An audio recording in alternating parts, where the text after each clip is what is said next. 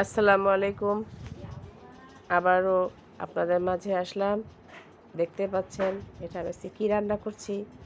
আপনারা হয়তো ভাববেন প্রতিদিনই সবসময় আমরা মাংসটা রান্না করি, আসলেই তাই। আমি একটু সাধারণত আমিষের সাথে সবজিটা দিয়ে দেই, যাতে বাচ্চাদের খেতে খুব সুবিধা হয়। তা নাহলে বাচ্চারা একেবারেই সবজি খেতে চায় না। তাই আমি মাছ মাংসের সঙ্গে সবসময় সবজিটা ব্যবহার করে থাকি। প্রথমে মাংসটা আমি কষিয়ে নিয়েছি, নিয়ে এখন এর মধ্যে আমি পটলটা দিয়ে দেব। আমার যতটুকু লাগে ঠিক ততটুকুই আমি দিয়ে দিয়েছি। দেখতে পাচ্ছেন মাংসটা ভুনে নেওয়ার পরে আমি পটলটা খুব সুন্দরভাবে কষিয়ে নিব। দেখেন মাংসের সাথে পটলটা খেতে অপূর্ব লাগবে এবং খুবই ভালো একটি খাবার। গরম গরম ভাতের সঙ্গে ভাবাই যায় না। আপনারা খেয়েছেন কি না জানি না, আমার খুবই ভালো লাগে, তাই রান্না করছি। দেখেন কষিয়ে নেব খুব সুন্দর করে, একটু ভুনা ভুনা করে নেব। নিয়ে আমি 1 কাপ পরিমাণ পানি দিয়ে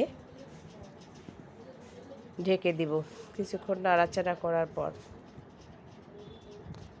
দেখেন একটু পানিটা দিয়ে নাড়াচাড়া করে ঢেকে দিয়েছি।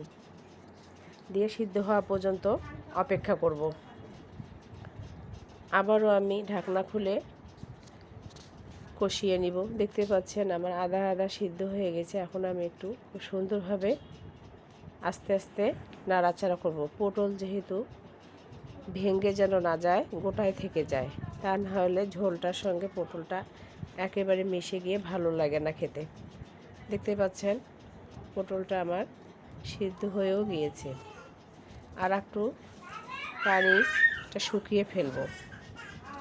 দেখতে পাচ্ছেন দিয়ে আর একটু ঢাকনা দিয়ে ঢেকে দেব, পটলটা যেন পুরোপুরি সিদ্ধ হয়ে যায়। আপনাদের ভিডিওটা যদি ভালো লেগে থাকে অবশ্যই লাইক কমেন্ট শেয়ার করবেন এবং সাবস্ক্রাইব করে অন্যদেরকে দেখার সুযোগ করে দিবেন। বেশি বেশি শেয়ার করবেন। কে কোথা থেকে দেখছেন অবশ্যই কমেন্টে জানাবেন যদি ভিডিওটা ভালো লেগে থাকে। দেখেন পুরোপুরি থকথকা ভাবে এসে গিয়েছে। এখন আমি এই পর্যন্ত ঝোলটা রেখেছি। আপনাদের ইচ্ছে করলে আরও একটু ঝোল রাখতে পারেন। আমি এভাবেই রেখে দিয়েছি, ছোট বড় সবার ভালো লাগবে খেতে। দেখতে পাচ্ছেন এরকমই রেখেছি, বেশিও না কমও না, যাতে খেতে খুবই ভালো লাগে।